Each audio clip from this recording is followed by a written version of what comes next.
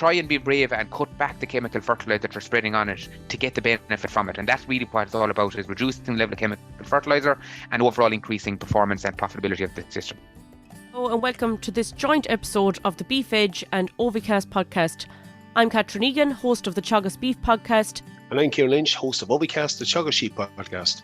In this week's episode, we bring you a joint episode on all things clover, and we're delighted to be joined by Dr. Mike Egan, Teagasc researcher, to discuss tips and advice on incorporating white clover into your dry stock system.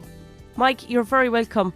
With the price of chemical fertiliser this spring, is clover an option on dry stock farms? Yeah, I think even regardless of the price of fertiliser, I think clover is definitely an option on all grass-based systems, dairy, beef and sheep.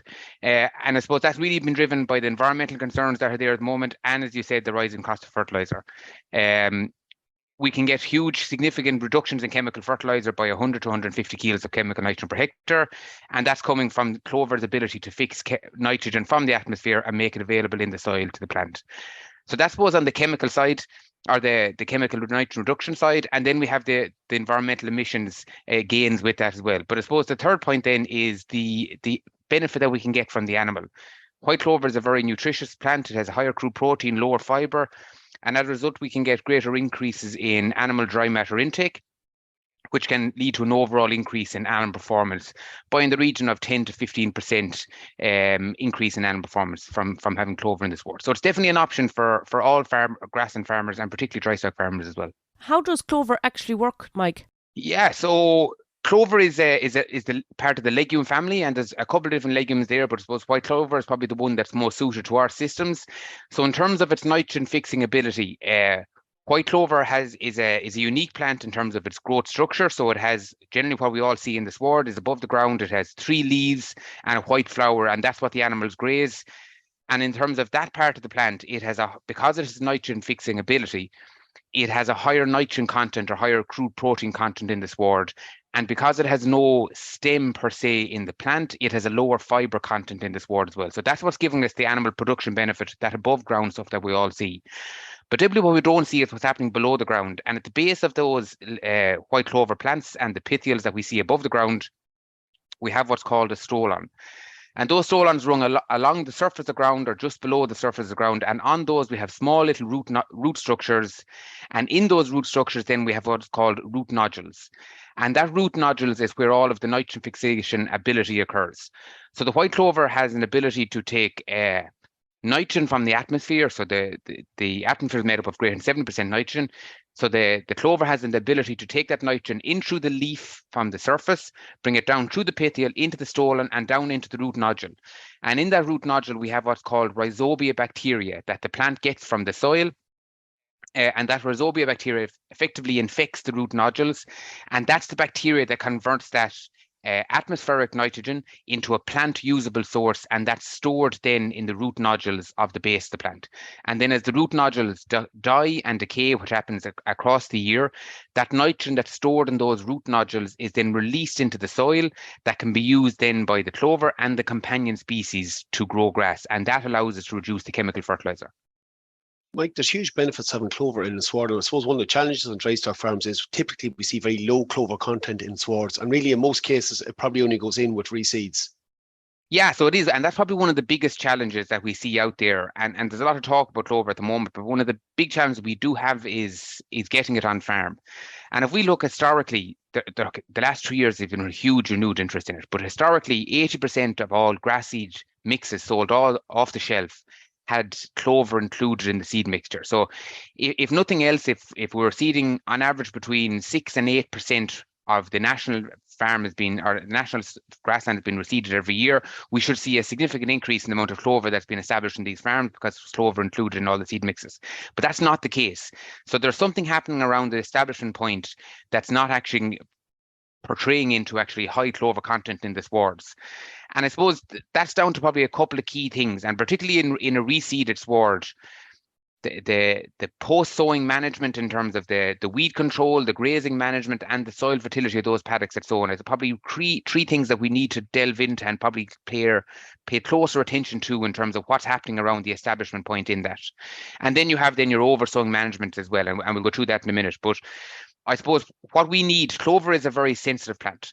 So in terms of getting a good establishment, regardless of what method you're using, because of its very shallow root structure, and because it has its nitrogen fixation ability, it's a very energy hungry plant. And if we don't have the correct soil fertility at time of establishment, at time of sowing, sorry, we won't get a strong enough plant establishment to persist into the sward to allow that go forward. And when I talk about soil fertility, I'm talking about optimum soil pH, so minimum 6.3 and ideally 6.5. So again, that soil pH is essential for that rhizobia bacteria that infect the root nodules that actually allow for the nitrogen fixation ability.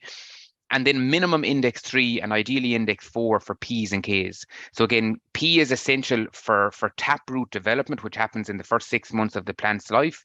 And then K is essential for long-term stolon production going across the year, and that's what actually gives rise to the persistence of the plant. So if we don't have the optimum soil fertility at time of sowing, we're really up against an uphill battle from day one, Kieran. If we look at the option of trying to incorporate it into existing swards, which is probably where a lot of this effort needs to be put in, field selection, Mike, obviously is going to have a big impact on. So soil fertility is one. You touched on weeds as well. Like, how big of an issue would that be for trying to get over-sown back in again? Yeah, so like if we look at the two methods of establishment, reseeding and over-sowing. So if we just focus on over-sowing first of all, so effectively what that is you're establishing a new clover seed into an already established and actively growing grass sward. And that in itself is a challenge straight away. So, but if we don't have the optimum soil fertility, again, we're really up an uphill battle. So when you're looking at the option of over-sowing, and it is a very successful method of doing it if it's done right, but we need to get the paddock selection right. So number one is optimum soil fertility, and that's optimal soil fertility at time of sowing, not going to address it at the same time as you're sowing. So it has to be that 6.3 to 6.5 soil pH and index 3s and 4s for P and K at sowing time, not being correct at that time. That's the first one. Second one then is we're putting clover seed out into the sward, and for any seed, we need soil seed contact. So if you have a very, very dense sward, it is a lot more difficult to get that soil seed contact. So the more open swards, typically more recently reseeded swards, or low level of weed grass or kind of weed level in the sward, typically have your more open sward. So your more open swards are more suited to over-sowing because you get that soil seed contact, and then having a low level of weeds in the sward as well. So there's no point in going over-sowing clover into a sward that has a dock issue or a thistle issue or a nettle issue, whatever it is. That needs to be sorted first before we go looking at over-sowing. And just even with that, controlling weeds with non-clover safe sprays, there is what's called a residual effect. So non-clover safe sprays will kill the clover if there's clover in the plant. But the residual, or that active ingredient, the chemical active ingredient that will kill the clover, can stay active in the soil for up to, depending on the product, for between 2 and 6 months before you're actually that active has gone out of the soil. So if you have a weed problem, that weed problem needs to be sorted for between 2 and 6 months, depending on the product that you're using, before you go over sowing clover. So in terms of getting your paddock selection and soil fertility, open high ryegrass content swards and low level of weed content in the swards before you go looking at over-sowing, Kieran. So in some ways, Mike, we could be preparing a field for next year, this year. Yes. There is that preparation work needs to go into it first. Yeah, you can't just go and say, right, I'm going to over-sow this paddock in the morning. You need to have prep work. So look at if it has, and I'm not saying don't go and over-sow a paddock in the morning. If the criteria in terms of optimum soil fertility, no weeds in the sward, and high ryegrass open swards. If you have a paddock that meets that criteria in the morning, fantastic, go and do it. But if you don't, put a plan in place now to try and get those paddocks ready for next year. So putting out lime, putting out your slurry and your P and K this year, or sorting any weed problem that may be there. So it does meet that kind of checklist for next spring. Okay. Talk to me a little bit about timing in terms of best time to sow and kind of what rates we should be sowing at for going that so over-sowing. in over-sowing, we have a very short window of over-sowing in terms of when we're doing it. And it varies slightly across the country, but you are talking the month of April, give or take, the last couple of weeks in March, or the first 2 weeks to 10 days in May. And the reason is soil moisture. So when we look at, and I'm in charge of the Clover 150 on-farm program, and we have it's majority made up of dairy farms, but there are a proportion of dairy or beef and sheep farms in it as well. But when we look at the over-sowing data coming from those, paddocks that are oversown in April up until the 25th of March to the 5th of May. So paddocks that are oversown in that window, we get the best clover establishment. Once we go into May and later on in May and into June, we get a much lower level of clover establishment in those paddocks by oversown. And the main reason for that is soil moisture. And that's why I'm saying it varies across the country. But if you're in a region that burns up very early in early June, that clover seed needs to be in the ground 6 weeks beforehand. Or if you have a paddock or farm that doesn't burn up at all, you can go slightly into later April or very early May.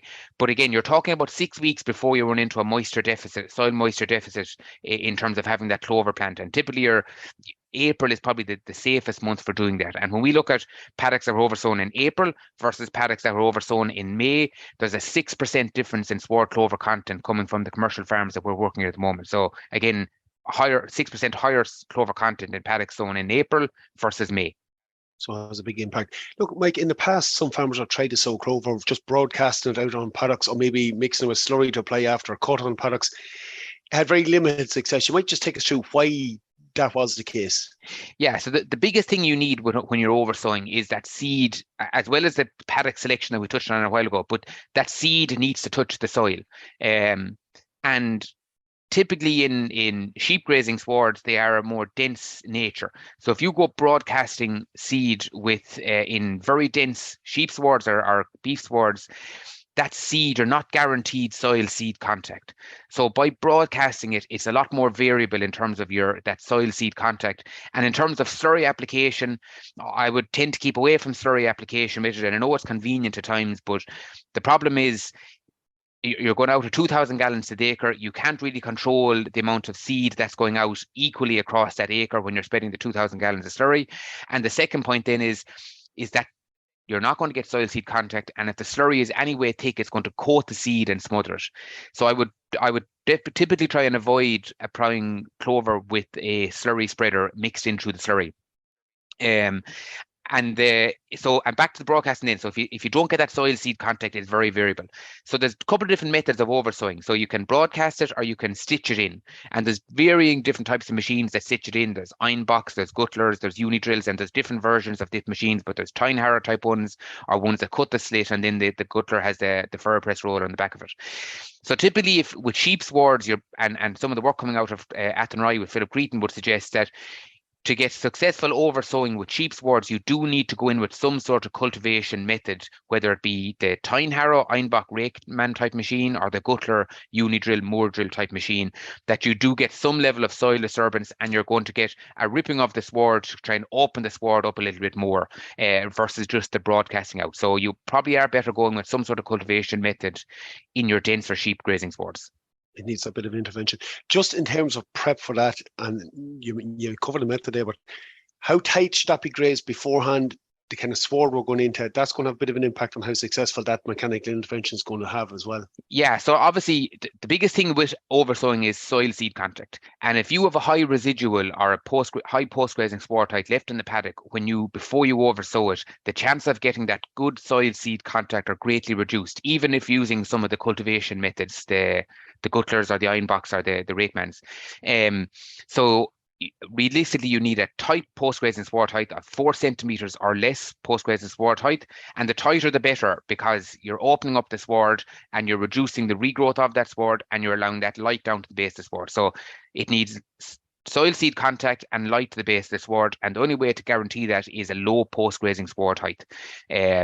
And again, that's the best way to do it. So ideally after a surplus cut of bales, because it's very clean, or after a very tight grazing in April, go in straight away and do it. And in terms of seeding rates in oversowing, we're probably typically somewhere around between 2 and 3 kilos, closer to 3 kilos for sheep grazing swards and closer to the 2.5 kilos for larger cattle grazing swards, just because their density of their nature. Whereas in a reseed, you're talking 1.5 kilos to 2 kilos. More open sward suits. Just, Mike, in terms of varieties, what suits best for those systems, for grazing systems? Yeah, so look, there's going to be an issue with varieties again this year, but in terms of varieties, you're looking at your small and your medium leaf cultivars. For your very intensive sheep grazing swards, you're probably erring towards the smaller end of the medium leaf cultivars, and whereas for your beef grazing swards, you're probably looking at your medium leaf cultivars. So the likes of your smalls would be your Alice, Galway, and Coolfin, and then your medium leaf cultivars, you have Aberhurled, Chieftain, Crusader, Buddy, Iona, and there's a range of them there at the time as well. So again, you're looking at your medium and your small leaf cultivars. Your larger leaf cultivars are more suited for a silage grazing sward rather than an intensive grazing sward. So I would try and avoid your large ones, but keep at your mediums and your smalls. Mike, really, establishment is only part of the process, and management of the clover sward is very important and sometimes overlooked. How should a grass clover sward be managed? Yeah, and I suppose there's probably two things we need to look at when we're managing it. So the management of establishing swards and the management of established swards. So when we look at and we didn't really talk about reseeding with Kieran, but the principles for reseeding with a grass clover sward or a grass only sward are the exact same thing. It's only you're going with a clover safe herbicide, and make sure there's a clover safe herbicide on your fully reseeded clover swards. But the management of those swards, whether they be reseeded or oversown afterwards, is vital. So even if you get the paddock selection right and the soil seed contact and your methodology put out right and the right sowing rate, the most important element after that is light down to the base of the sward. Clover needs light for establishing and when it is established. And the only way we can do that is low post-grazing sward height and low pre-grazing covers. So in terms of pre-grazing covers for the following, in the establishment year, we want to avoid heavy cuts of silage or any cuts of silage in the first year of a reseeded or oversown sward. In terms of the final grazing later on in the year, we want to make sure it's grazed later on in the final rotation, so it has a low cover on it over the winter. And realistically, we want to be grazing it at somewhere between 800 to 1100 of a pre-grazing cover, or somewhere between 6 to 7 centimeters of a pre-grazing sward height on those swards for the first 6 to 8 months in the establishment phase. Once those swards are established then for the following year, they still need light down to the base of the sward. White clover doesn't really like silage cuts taken off it because it reduces the amount of light down to the base of the sward, and that's why your larger and your red leaf and red clover are more suited for silage mixes. So again, frequent tight grazing, so set stocking or continuous grazing of white clover swards doesn't really suit because, or for the grass component either, because it doesn't leave the plant a chance to rejuvenate its energy reserves that it gets from sunlight in the rest period. So ideally, you're talking about a post-grazing sward height of 4 centimeters, pre-grazing sward height of between 8 to 10 centimeters, a frequent grazing of somewhere around 20 to 22, 23, 24 days in the middle of the year, and avoiding heavy cuts of silage. So again, we don't want to let heavy covers build up on it.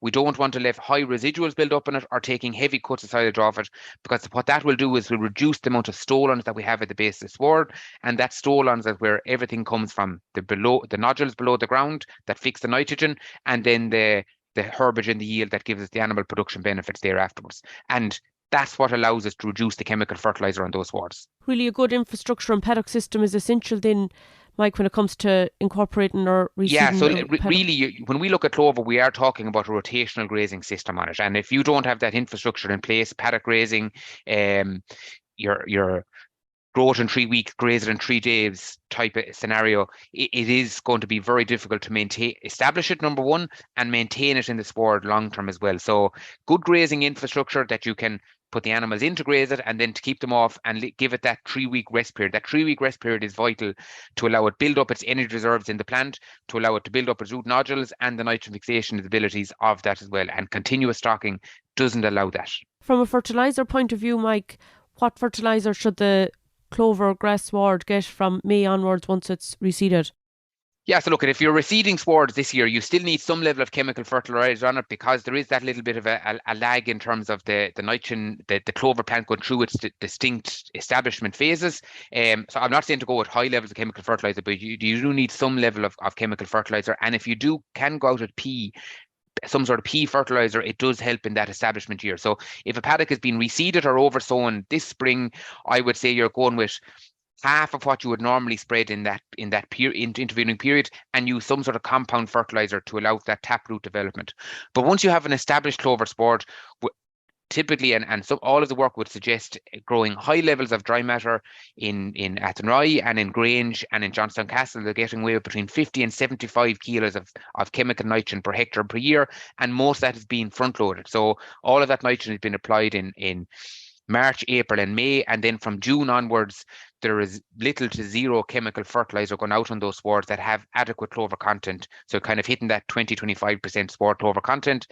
That's when we see the big benefit in terms of nitrogen fixation. So you can apply that nitrogen early on in spring, and then you're going with very low to none rates of chemical fertilizer from mid-May onwards, because that's typically when we get the highest clover content and the highest nitrogen fixation ability during that period. Mike, you just touched on something there, like that clover plant's ability to fix nitrogen in the first year is more limited. Just maybe take us through that and what happens in subsequent years with it.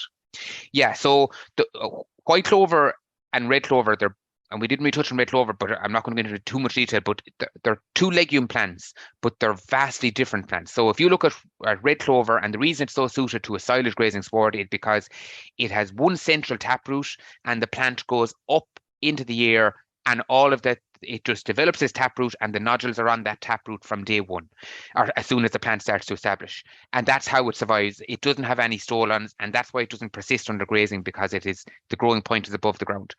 White clover has to go through 3 distinct phases from establishment to being a fully fledged independent plant. So it goes through the rosette phase. That can last anywhere between 2 to 3 months. And what that is, once the clover seed germinates, it has to develop a central taproot structure below the ground, and then it starts to put up leaves above the ground. And that's kind of 2 month to 3 month period. And during that period, it doesn't have any stolons, or it's just beginning to develop stolons later on during that rosette phase.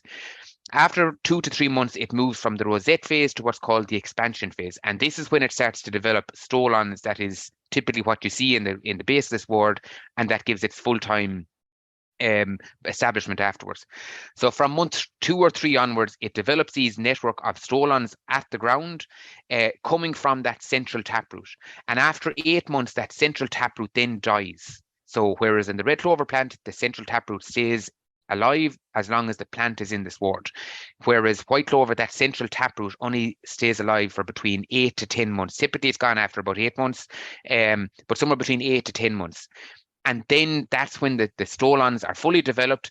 But during that month, from month 3 to month 8, during that expansion phase, when it's developing its stolons, that's when the root nodules begin to develop on the white clover plant. Whereas in the red clover plant, they're there from the first month to 6 weeks. So not that it doesn't fix nitrogen during that first year, it's just there is a lag in terms of when the nitrogen is released into the soil.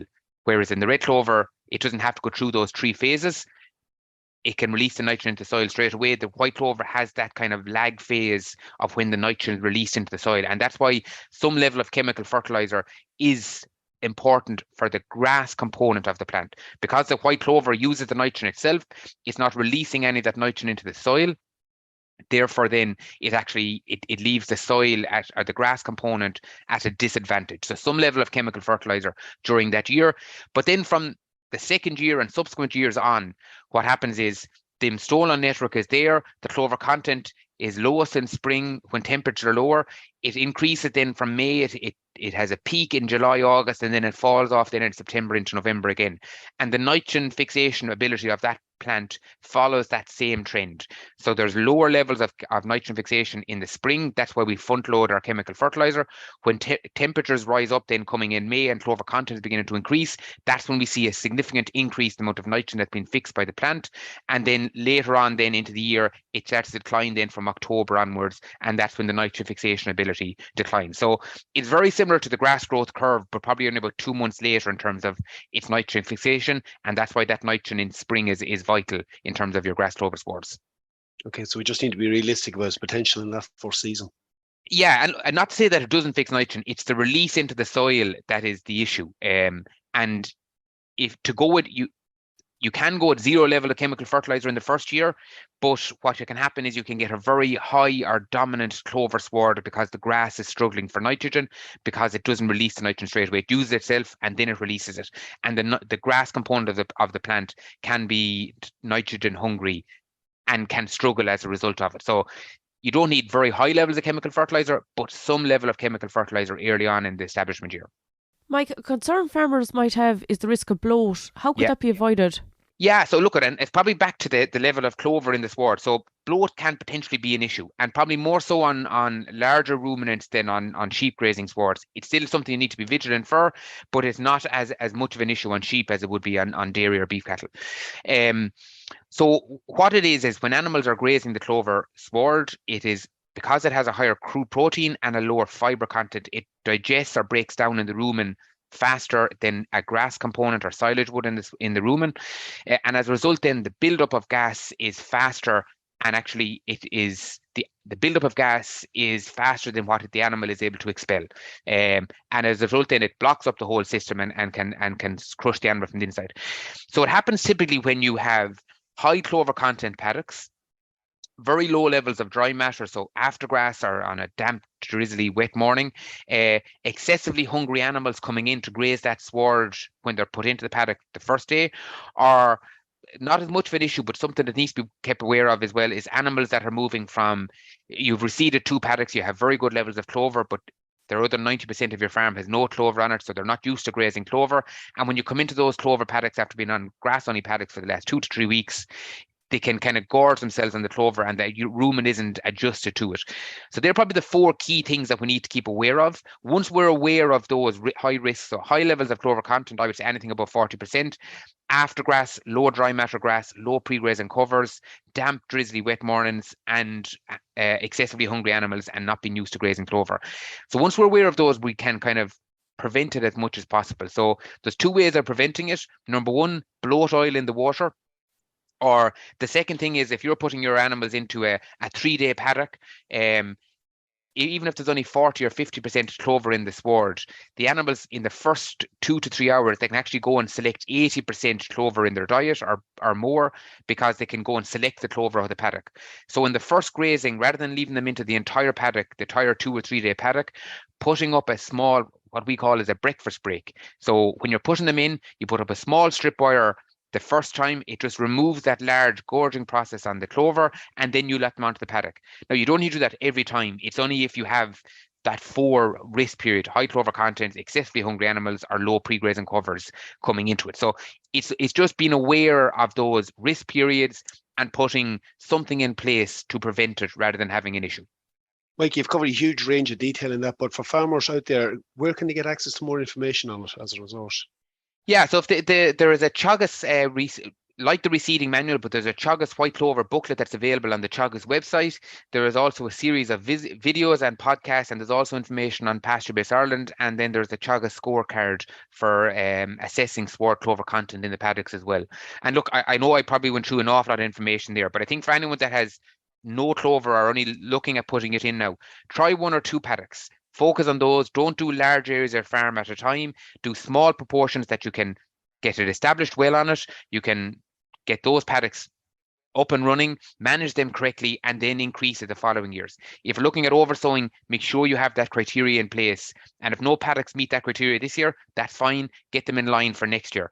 And where there is good levels of clover in the sward, try and be brave and cut back the chemical fertilizer that you're spreading on it to get the benefit from it. And that's really what it's all about, is reducing the level of chemical fertilizer and overall increasing performance and profitability of the system. Thanks to that, Mike. We'll include that link in the show notes.